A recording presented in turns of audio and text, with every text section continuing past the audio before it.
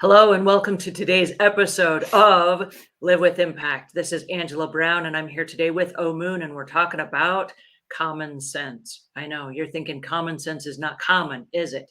Well, it depends on the information that you have. So today we're going to talk about that and we're going to discover how we can find common sense in our everyday activities to help us make wiser choices. So please help me introduce and please help me welcome Omuugn. How are you Good today? morning. I'm fine. It's a cold, blustery winter day in eastern Oregon. Oh my goodness. There's actually a tractor out plowing my lane as we speak. So we have deep snow and it's a beautiful winter day. Well, I hate the fact that there's snow because I am not a fan of the snow, but I love the fact that somebody's out there snowing, blowing the snow for you. It's kind of chilly where I am today too. So I say that we have our jackets on. Today, for those of you that are just joining us, this is the Insights and Wisdom of Omuugn. This is volume 1, and there are actually 2 volumes in our series. These are both available online. And the one that we're going through today is the Insights and Wisdom of Omuugn, volume 1. Today, we're talking about common sense, and this comes from page 135. And if I open this up, it says common sense is based on the principle that things should be done in the best possible way and at the best possible time using the proper equipment and resources. So I'm hoping that you can dig into this today and just unpack this and share with us what common sense is. Well, there's some unique perspectives on common sense. The first one that we need to understand is that everyone has their own version of common sense.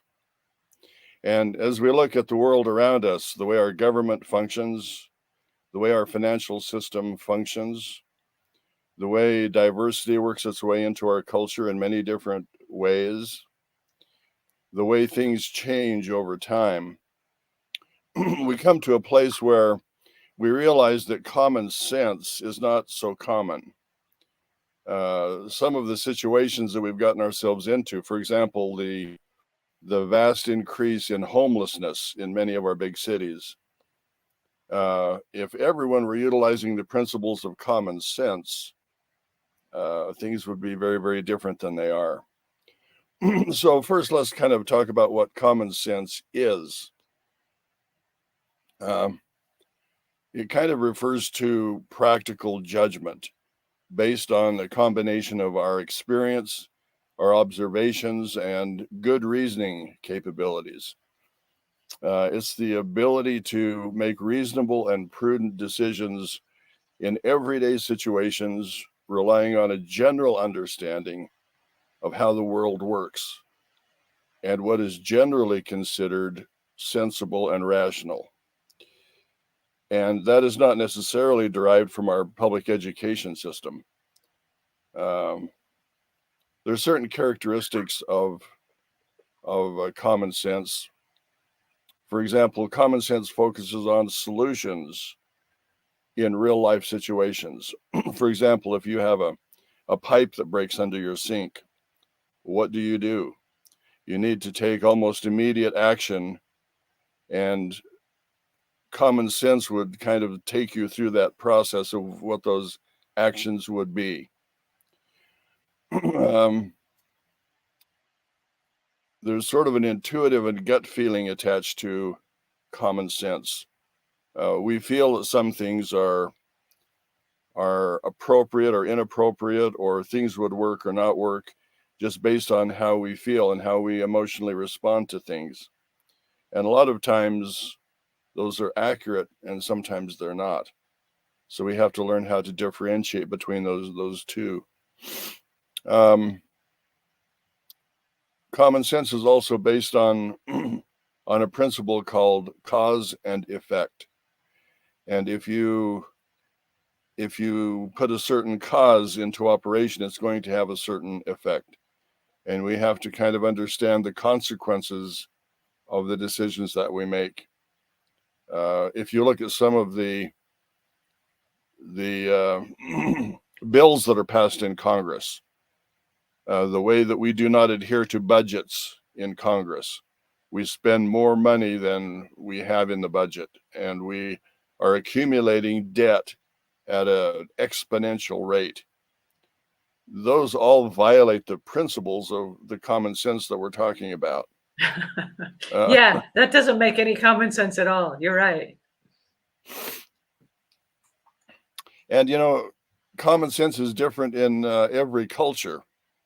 So that what would be common sense maybe in America would not be common sense in Japan, because they look at the world differently. And we can say that about any countries. Most countries have their own culture and their own way of doing things. So common sense would differ not only for the individual, but for the culture that individual is in.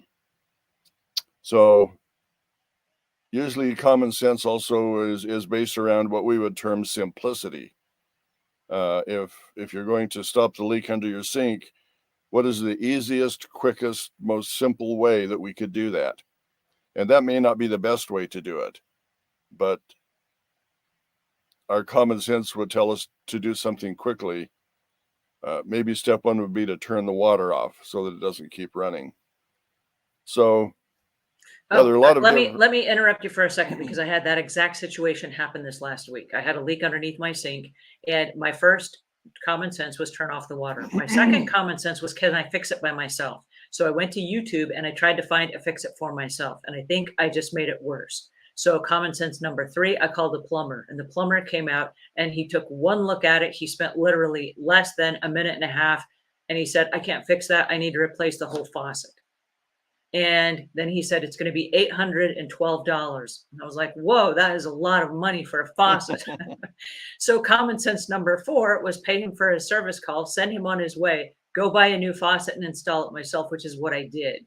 And the installing it myself took also about 5 minutes. So it wasn't a big problem. It's just, it wasn't an $800 problem to me, if that makes sense. So my common sense came in several steps along the way, but I kept thinking this one thing is going to fix it. Like if I turn off the water, that will fix it. If I go to YouTube, that will fix it. If I call the plumber, that will fix it. And I had to keep adapting and keep changing my common sense, because I didn't have enough information to actually do the thing the first time. Well, let's change the terminology just a little bit. There's this play on words that the more I got into common sense as I wrote it for the book, I came to realize that common sense wasn't common, and common sense a lot of times wasn't logical. So it made more sense to me to actually change the name of common sense to sound judgment. And so as you went through those steps with your sink, you were applying principles of sound judgment. For example, you said $800 or more for this, fixing this this tap on my sink doesn't make sense, because I could do that a lot cheaper. I could buy one and install it. The directions come with the taps. I can do that and save $800, maybe $700. So if you base your process on sound judgment, and you do things that are based on certain principles that have been accepted, then you're moving in the right direction. And as you do that, your common sense expands, because the next time you have a similar problem, now you have an experience in your database that will relate to the common sense that you have. And so the more experience that we have, and the more we learn from our experiences, the greater our common sense becomes. And so I think we should focus on sound judgment. We're going to call it common sense in this podcast this morning. Well, the common sense for me was, my husband came home and he said, what? You fixed the sink? By the way, the garbage disposal needs to be fixed, and there's a running toilet in the other room. Whoa. I hear you. The difference between common sense and sound judgment is that sound judgment includes careful consideration of the relevant factors and the information that you're working with. It goes beyond the immediate reactions and involves a more deliberate and analytical thought process.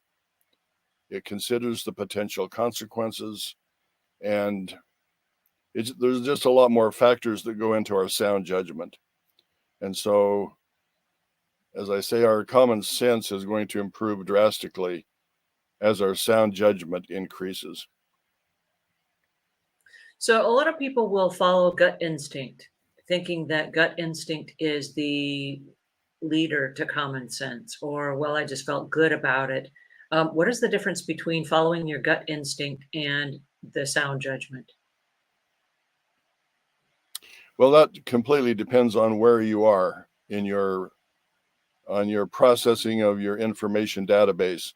We all have a database within us, and we make decisions based upon our experience and what we've learned. So it's going to be different for everyone.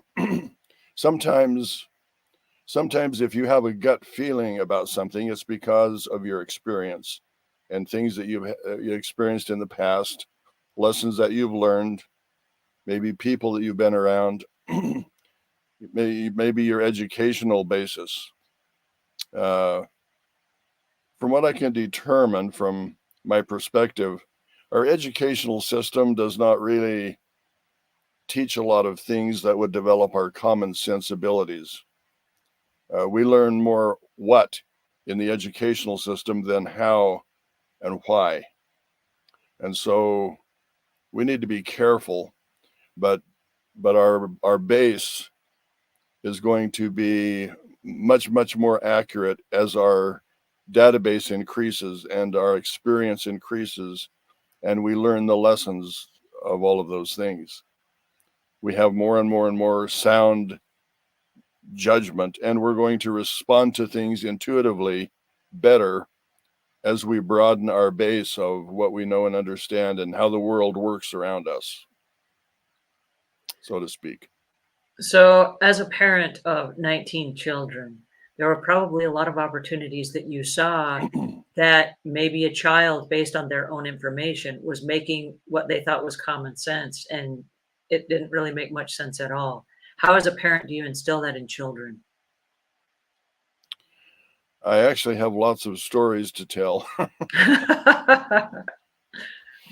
um, well, for one thing, you have to make that a focal point of educating your children.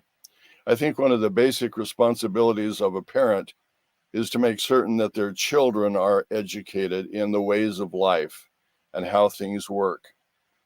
We are inundated with so much around us that requires understanding. For example, mechanics.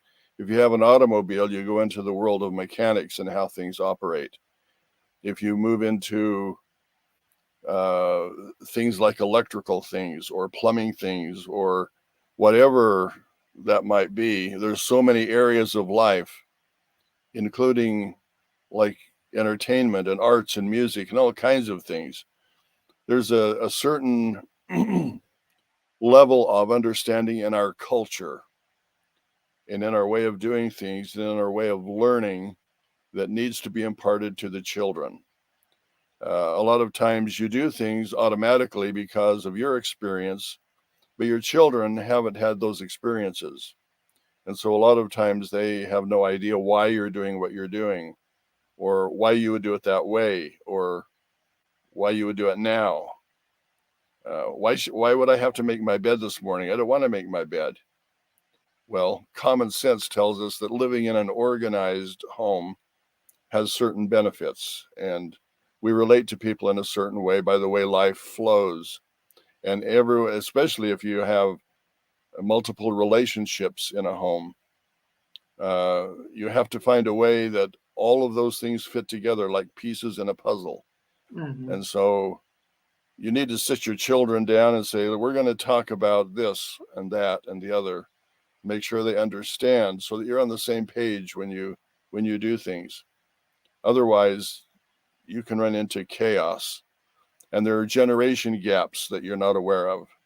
And if you listen carefully to what your children are saying, they're exposed to a different world than you are. I know that when I grew up, it was drastically different than children today, with all of the PlayStations and game boxes and all of the electronic devices that people use. That was not in my culture at all.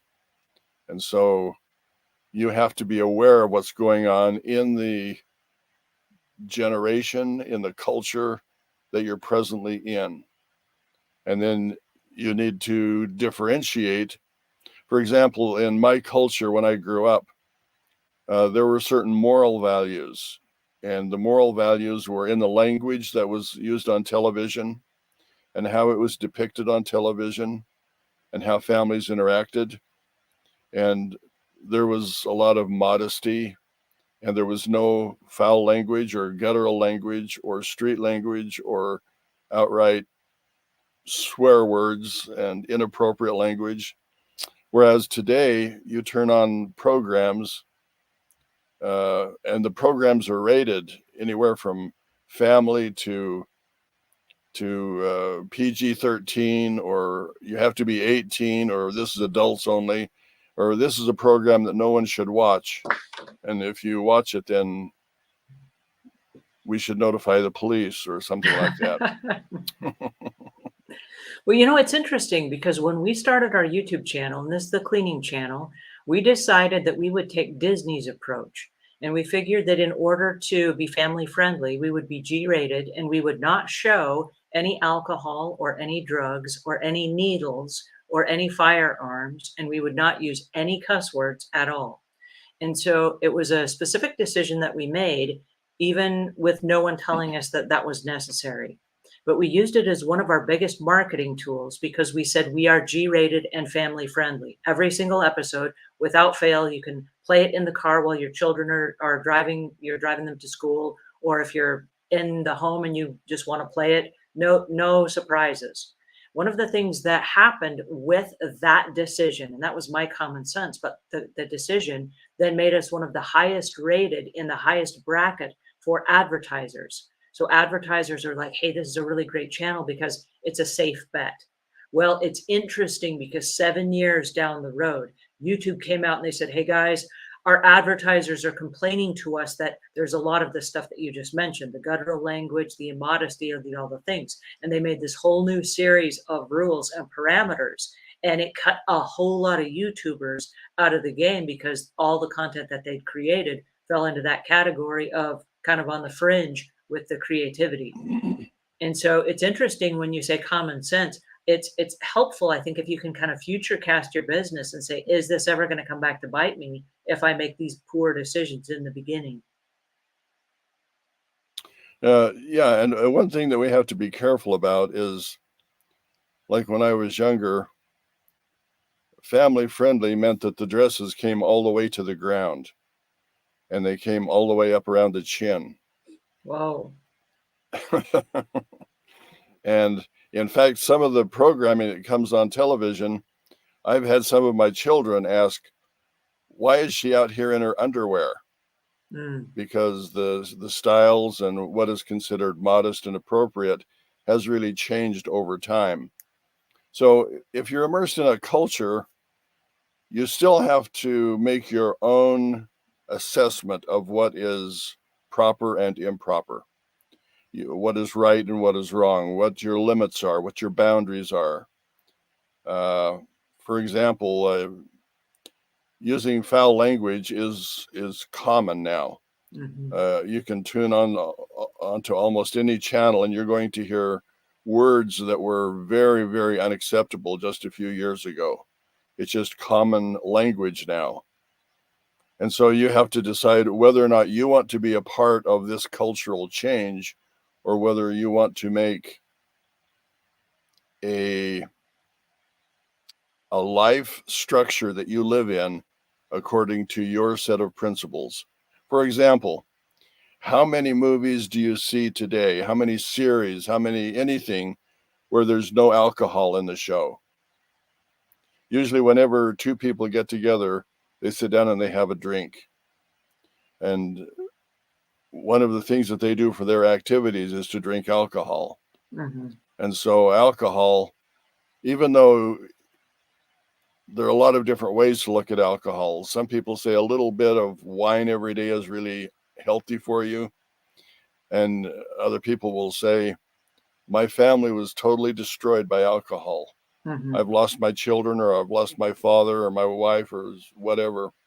Alcohol causes a lot of problems, and it causes a lot of health problems if you overconsume, no matter how you look at it. So It's those kind of interesting that you bring that up. If I can throw this in real quick, there's a marketer who is also a competitor of mine, and she serves a slightly different audience than mine, but I won't recommend her for this reason. And I don't know that she knows this, and I don't know that I've actually ever articulated it out loud. But in every single one of her social media pictures, she has a picture of herself with wine. Like, hey, did you see me sitting here relaxing, having my glass of wine? And there's wine or alcohol in every single one of her social media pictures. And I thought at first to myself, she must have another business on the side where she runs a winery, because it's unusual and abnormal for someone to have so much alcohol in all of their social media pictures. But for all of the events that she hosts, they're also full of alcohol. And for all of the people that are trying so hard, they're a friend of Bill's and they're going through the AA program, they are not, that is not what we want to promote. And because of that one thing, I will not promote her. And I've never articulated, I've never told anyone, but for all the social media, I'm like, you know what, that's a red flag. Don't send people down that road. It's not a safe bet. one woman said that she uses a lot of wine in her cooking, and sometimes she'll even put some in the food. That's funny. So yeah, we have to be careful. One thing that we need to consider when we talk about common sense is the world of assumptions. Mm, Um, as people, our lives are basically a flow of assumptions that we make. And some of the assumptions are more accurate than others. But the very definition of assumption is that it's incomplete information. And so your assumptions are always wrong for one reason or another. Even if you see something, you have to know why that something occurred and what was processing in the mind of the person who did it.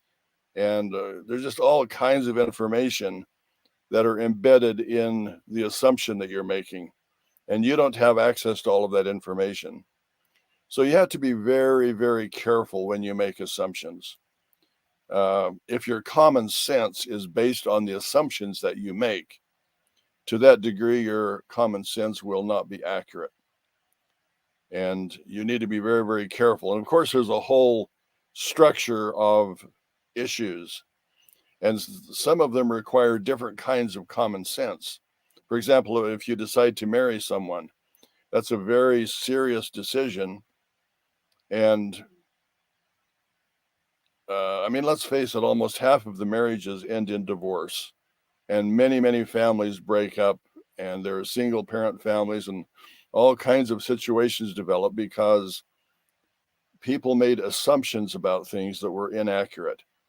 And their common sense told them to go ahead and do this, marry someone or be involved in a relationship.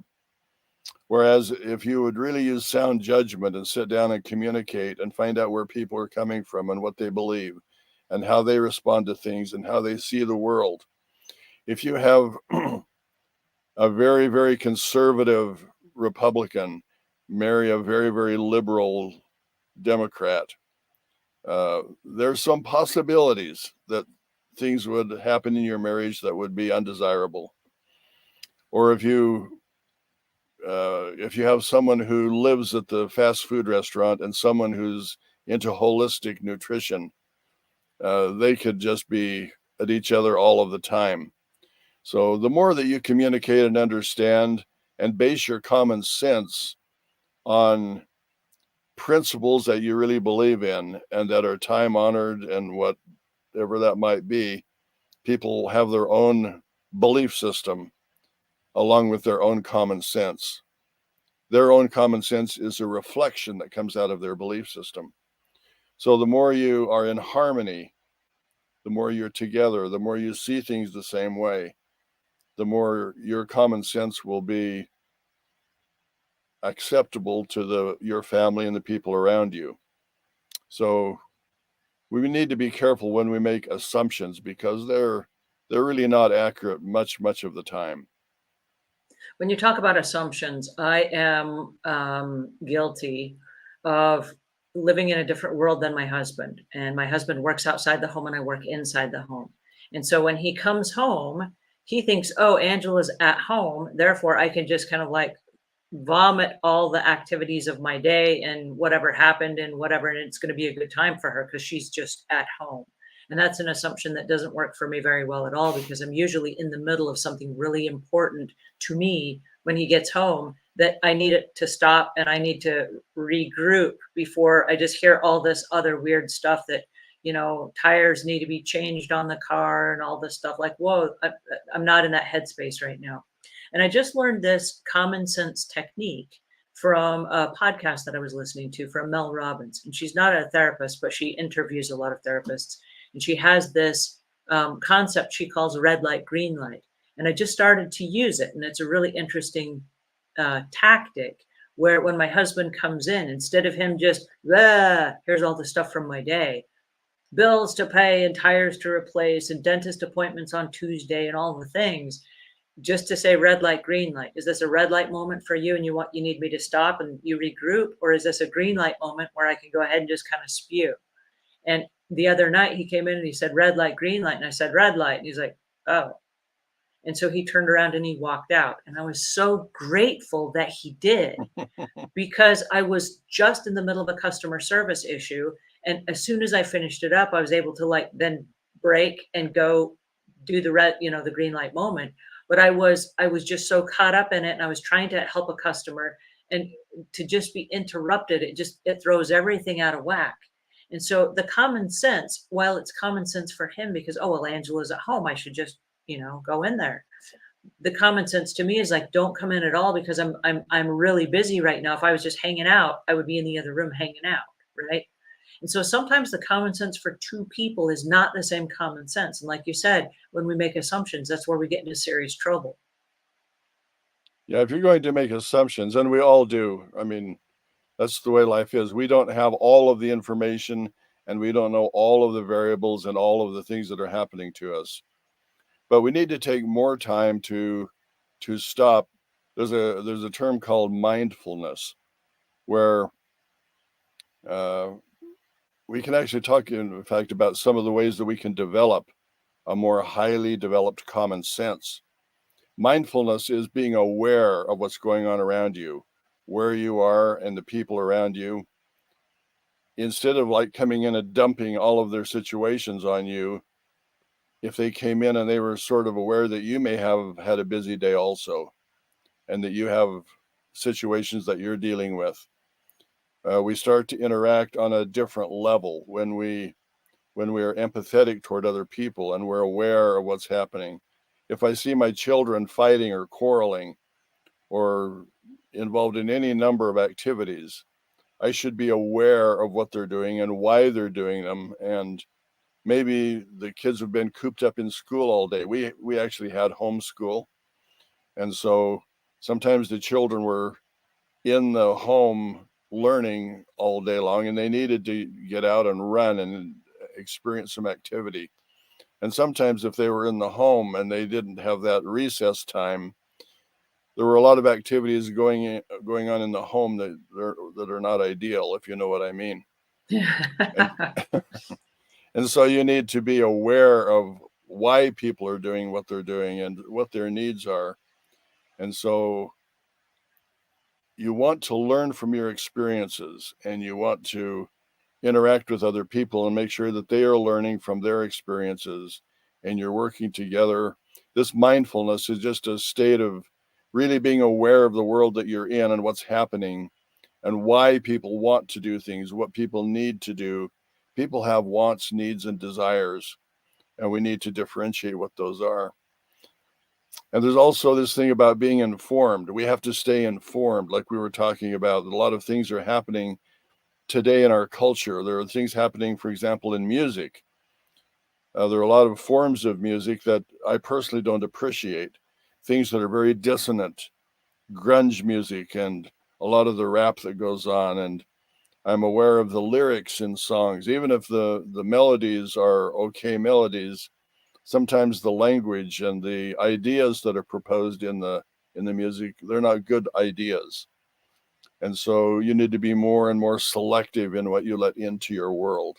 You need to have filters that things go through, and you need to filter out the things that you do not want in your world. And another important element is we need to learn to ask questions.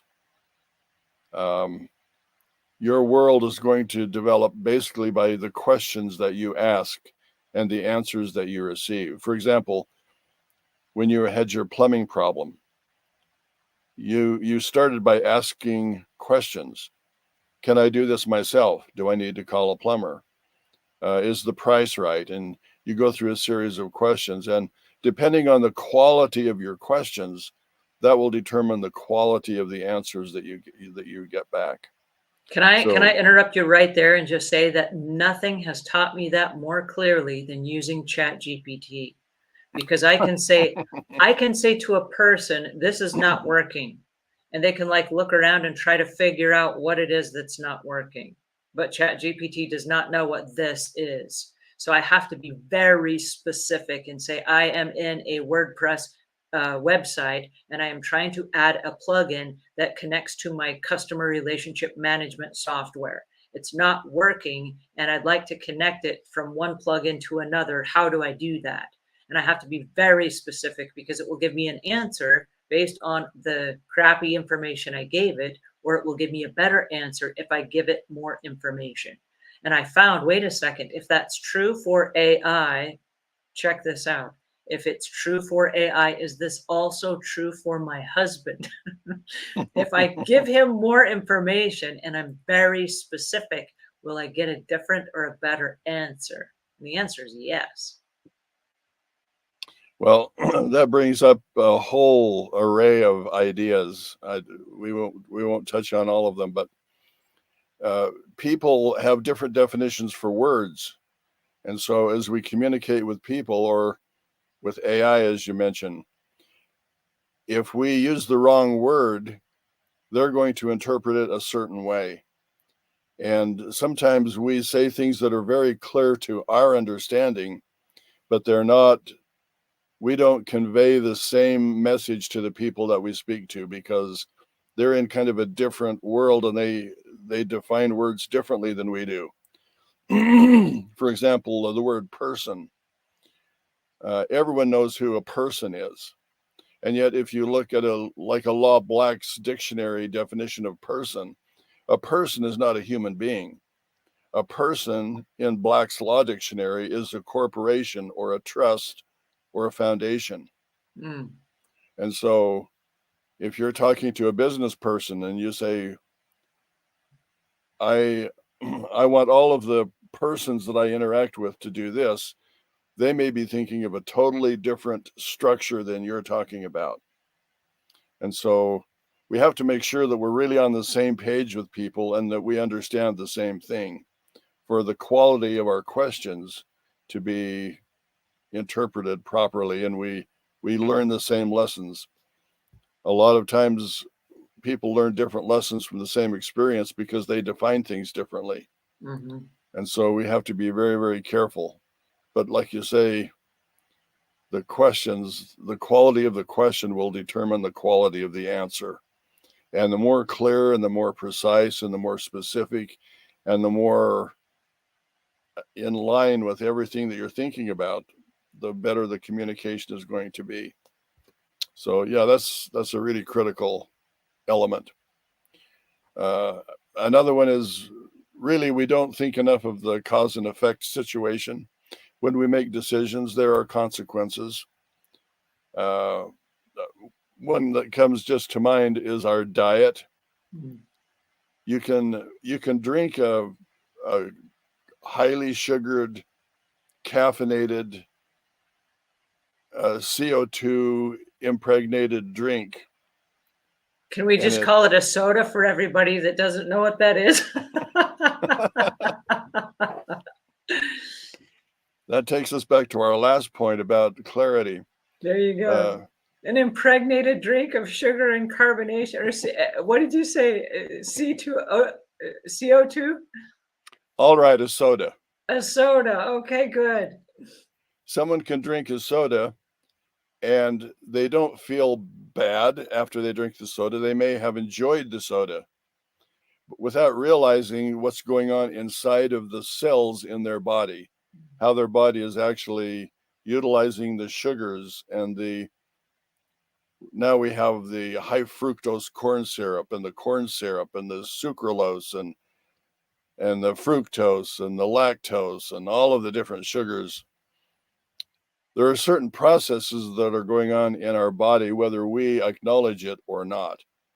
If you do that over time, I remember there was one football coach, and he drank 13 of this particular kind of sodas every day. That was just what he did. And you cannot do that over a long period of time and remain healthy. Your body is going to change in a very, very adverse way. And so there's a consequence for all of the decisions that we make. And so as we utilize our common sense, as we said at the beginning, common sense is not common because people justify eating at fast food places all of the time or drinking sodas all of the time or consuming vast amounts of sugar or salt or different things. All of those things have consequences. Or if you're going to sit in a chair all day in front of your computer and not exercise, not move around, not utilize the muscles in your body, it's going to have a consequence over time. And scientists will say that if you don't exercise frequently every day, that it actually cuts years off of your expected lifespan. And so what you eat, how you exercise, how you do all of these things, they really have consequences. And so a lot of times we do things mindlessly. Our common sense isn't common at all. It's not based on sound judgment. It's just based on what we want to do. What we want to do isn't necessarily common sense. It's just what we want to do. And there are consequences for what we do. Well, and that So, changes your common sense. I mean, you talk about the people that drink 13 sodas in the course of a day. And then at some point of their life, you say the consequences or the effects will catch up with you. And I've seen those people. And then they have diabetes and they have doctor's appointments and they're shooting their bellies with insulin and different things like that. There's a new common sense now based on the choices that they made in the past. And how far can we go back and how early do we need to start thinking, and I call it future casting. If I drink this today, or if I add this into my diet today, what's going to happen later on? How is this going to affect me later on? Because, like you said, you can have a soda and, like, hooray, right? Nothing happened to you. And because nothing happened to you, you erroneously think every time I have a soda, nothing will happen to me. But it's that slight edge where it just keeps building on top of each other, where you get the cumulative effect instead of just a solitary effect for one behavior. How early do we have to start? well, you might assume that nothing happened to you. You drink a soda and say, "Well, nothing happened to me." That's really not accurate because something did happen to you. You're not really aware of what's happening. You're not really aware of the bacteria in your gut or in your intestines or how things are processing in your body. You're not really aware of your liver producing hormones and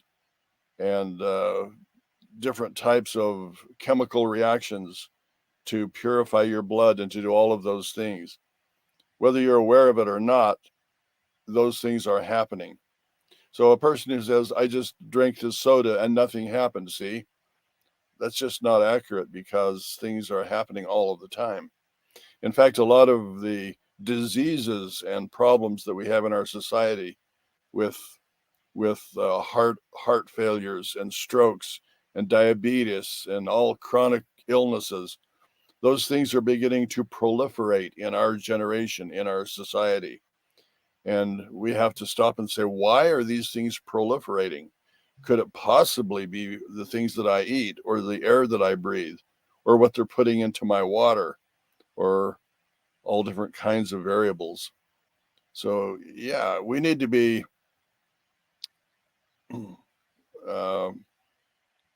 we need to be in a state of decision making all of the time. Everything we do really is a decision. If we decide to drink a soda, if we decide to eat healthy, if we decide to fast, our life is really a progression of decisions that we make. And all of those decisions have consequences.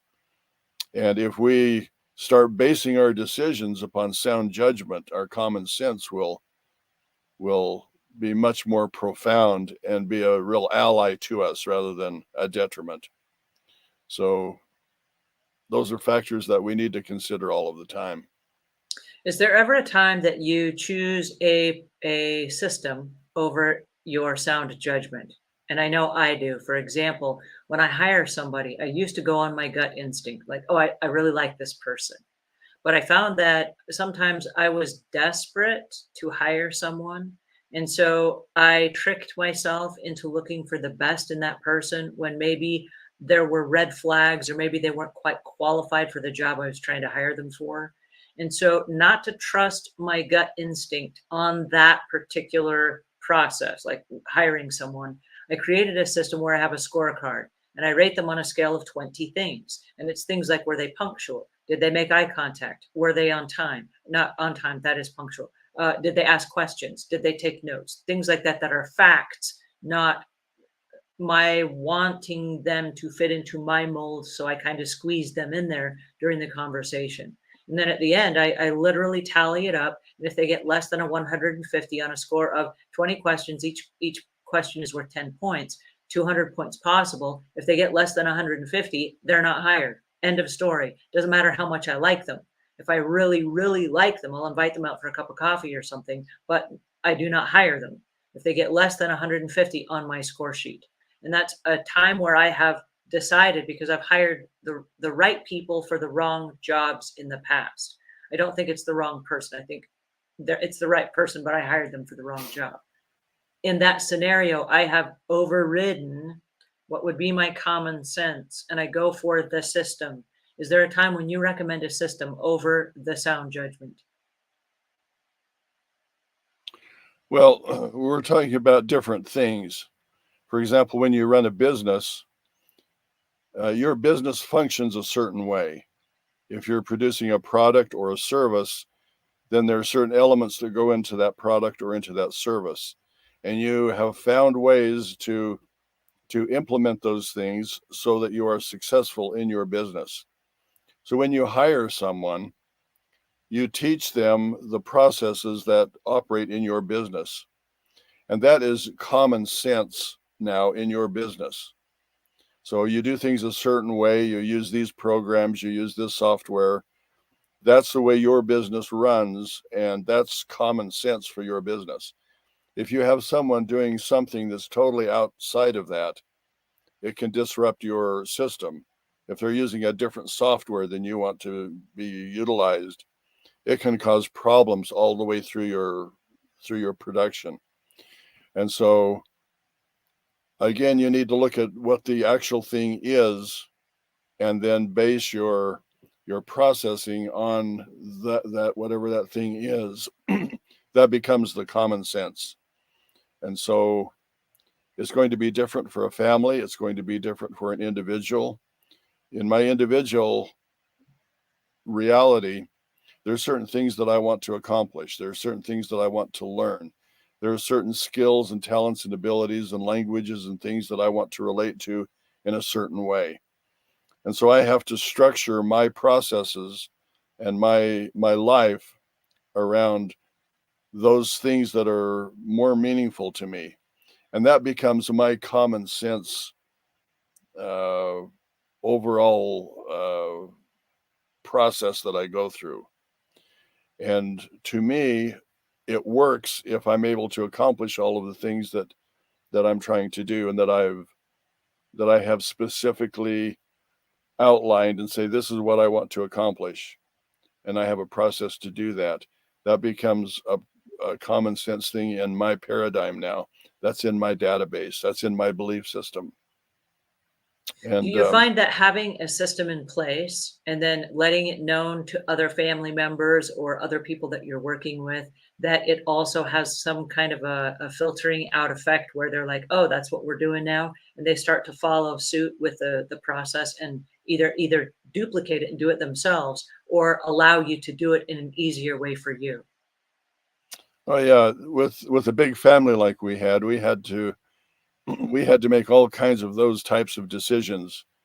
And we had systems for everything. There was a job time, there was a play time, there was a school time, there were rest periods, there was the recess where you go out and play and have fun. And all of those things were targeted to the individuals that were in the process that we had. That's the way it is with companies, that's the way it is with families. Every organization has its own systems. Where we run into problems sometimes is that the way we think is really different than, for example, there are different ways to think about things. And sometimes we try to think about everything the same way. For example, there's critical thinking, and there's creative thinking, and there's divergent thinking, and there's convergent thinking, and there's analytical thinking, and there's holistic thinking. And there are the assumptions that we've talked about as a way to think and how we analyze those assumptions. And there's conceptual thinking, and there's intuitive thinking, and there's inductive reasoning and deductive reasoning and abductive reasoning. And sometimes we don't know how to think the proper way for the thing that we're trying to develop our common sense in. And so there are a lot of things that we need to really understand in the how to think process so that we can think the right way for the right situation that we're trying to think about. Like I say, if you're in a business, you have to think in a business sort of way for you to be productive and accomplish what you're trying to accomplish. If I'm developing a family, I'm looking at developing personal traits and characteristics in my children. And I have a totally different program so that they can accumulate the knowledge and understand the lessons that we experience every day in a certain way. And if I'm developing myself, if I'm trying to learn a musical instrument, there are certain disciplines and certain processes that I have to go through to really master the instrument that I'm trying to play. And I need to understand. What's interesting about what you just said, and you talk about teaching in different ways. When we talk about the insights and wisdom of Omuugn, in this book, you have the disciplines, and then you have insights, which are like little tiny snippets or like quotable quotes. And then you also have a poem format of the same kind of content. And one of the things I find most interesting about that is there are different types of learning, and those three specific different types of teaching teach the same concept in different kinds of ways for people with different learning skills. I find that really interesting and so cool. Yeah, when I designed the book, I went to my own experience. We used to get like the Reader's Digest, and on the bottom of the pages, you would find maybe a humorous quote or a funny joke or something. And sometimes I would go through the whole magazine just looking for those things. And there's some country magazines that on the outside of the pages, they will have a wise saying or some axiom that's kind of interesting. And so you go through and you look for those things. So when I did the books, I wanted to present the concept, and every concept could be its own book. And so I had to kind of refine the concept down to where it would fit onto 1 or 2 pages, sometimes 3 pages, but I tried never to go over 3 pages for a concept. And then I tried to put the little quotes in that they were meaningful insights that I have gained on those subjects. And all through my life, I have collected insights, and I've done book reports on everything that I've read and studied. And so I had volumes of these insights that I have written down. If someone said something a certain way, I thought that's very interesting, but I would say it a little differently than that. And so the insights that I've written down are not originally my ideas necessarily, but they're the way I would say them. And so that makes the insights kind of unique to me. And so my common sense told me to incorporate the wisdom section and the insight section and the poetry section because it would apply to the interests of many, many people because they would relate to things differently. And so, yeah, the way we think is different about different things. And so I tried to relate to a lot of those different ways of thinking and accessing information and utilizing it. Well, and to take that a step further, here you are doing a podcast with me right now, which is also a YouTube video. So for those of you that are joining us, hi, hello. And for those of you that are watching the replay, this is also a book with insights and disciplines and quotable quotes. It's a podcast you can listen to in your car. It is a YouTube video that you can watch. That is like 5 different disciplines right there in one series of information. I find that so fascinating and super cool. Yeah, it was fun actually to put it together. And the reason I did that was because people would ask me, they'd say, gee, you're getting old. What have you learned? Give me some wisdom that you've acquired. And I was thinking, well, what subject are you talking about? You have to be more specific. What do I think about this or that or the other? And so I actually took the time to go through and list the different characteristics that people have, the different traits that build their character. And I came up with 158 different ones. And so a lot of times we just think of ourselves as a singularity, where in reality we're a complex combination of a lot of traits and characteristics that make us who we are. And sometimes we have important characteristics that we sweep under the rug and that we don't really develop. And so the idea is to take a characteristic like common sense and understand really what it is and how it functions in your life. And every trait, every characteristic can be handled that way. To me, that's common sense because you can build the character that you want to build by looking at all of the elements of the character specifically one at a time and say, well, gee, I'm really weak in this area, but I'm strong in this area. So how can I apply my strengths to maximize myself? But how can I also bring up my weaknesses to a point where they're beneficial in my life? So it's this balance in life that's really kind of critically important. If you just live according to your strengths and you don't develop your weaknesses, you kind of come out with a character that's deformed, if you know what I mean. Especially in certain situations. When life is just peaceful and calm, things tend to flow quite smoothly for everyone. But when you're challenged, when circumstances don't go your way, when you have setbacks, when you have conflict, when your business is not doing well or whatever it might be, that's when the elements of your character are really exposed.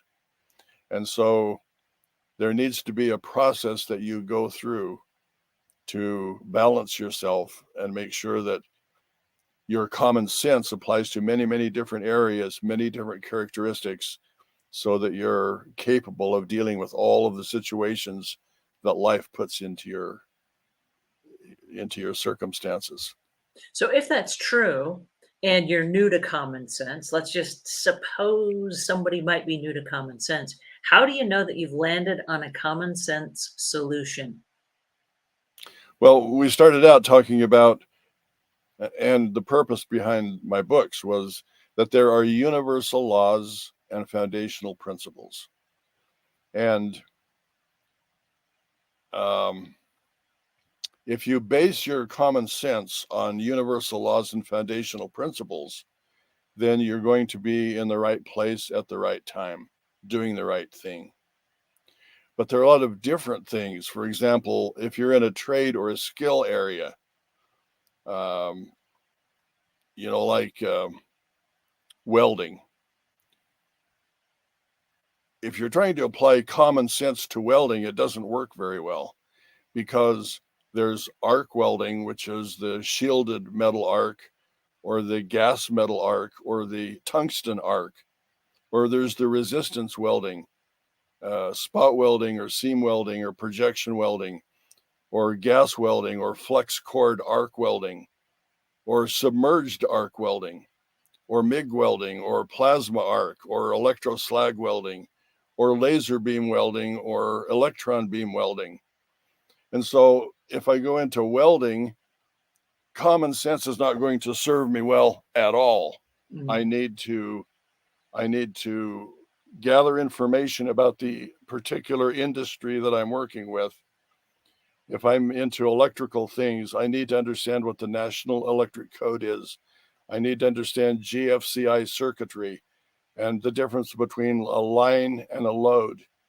And I need to understand the types of wires that are used on a 15 amp circuit and a 20 amp circuit and a 40 amp circuit.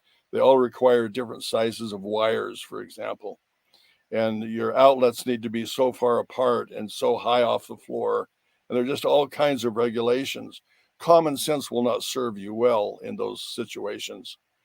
But thank the Lord, we have so many things available to us now. We have the internet, we have YouTube, we have search engines, we have all kinds of information that's available to us readily. And so if we get into something like a trade or a skill, it's going to require a certain type of knowledge. And as we learn that, our common sense now will include that knowledge. And in that area, our common sense will be more accurate. Relationships are the same way. There's a common sense that will make your relationship really strong, dynamic, and powerful. We used to have a saying that hung up in our kitchen that said, daily dynamic transition. And one of the goals in our family was that every day you learn new things, you learn new skills, you memorize things. You don't just read them, you memorize them, you know them. And every day you should be a better person than you were yesterday. You should have developed certain skills and certain abilities. And we tried to incorporate that in many, many different ways. You may have remembered some, I don't know. But anyway, yeah, and there are hobbies and skill areas. For example, if you want to learn music, there are certain things about music that you need to learn. There are certain things about the specific instrument that you want to learn. And if you can't make up your mind, you may want to get a synthesizer or a workstation where you can create all kinds of rhythms and melodies and use instrumentations and different things and work on yourself with personal traits. The more accurate your database is in everything that you do, everything that impacts your life, the more common sense you will have and the more accurate your common sense will be. But you need to be aware that everyone thinks they have common sense, and everyone's common sense is not very common and it's not very sensible. That's why we're in all of the different situations that we're in, from the government all the way down to the individual person. And I don't mean to just hog all of our time here, but we need to work on common sense. And in closing, let me read the poem that I wrote about common sense. It's not very long. This says, common sense, a beacon of light, guiding us through the darkest night. It's a sixth sense that we all possess to make wise choices and avoid distress. Common sense, a compass in disguise, pointing the way to the very wise. It's the art of thinking with a clear mind to navigate life, leaving chaos behind. A fundamental skill that we all require. Common sense is a truth that we all admire. I love that. Well, it was fun, and taking 158 traits and writing a poem about each one was quite a challenge that I challenged myself to do. And my common sense increased as I got into the field of poetry and how the sequences and the cadences and the way poems are put together. I developed more common sense in poetry, if you will, than I had before the project began. So everything we do either helps or hinders us and develops our common sense or not. But common Well, sense or sound judgment is really important.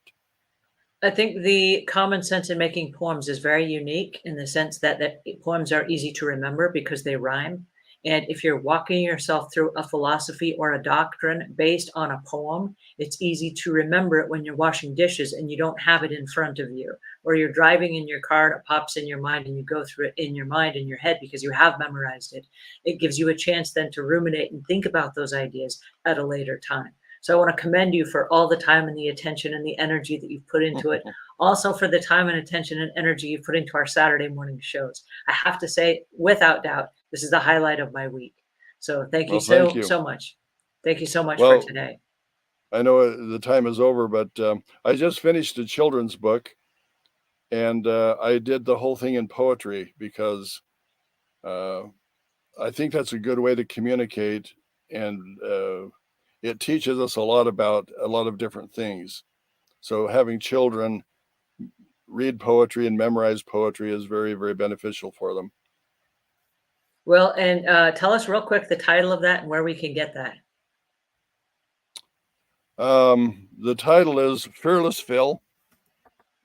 I actually, this is what it looks like.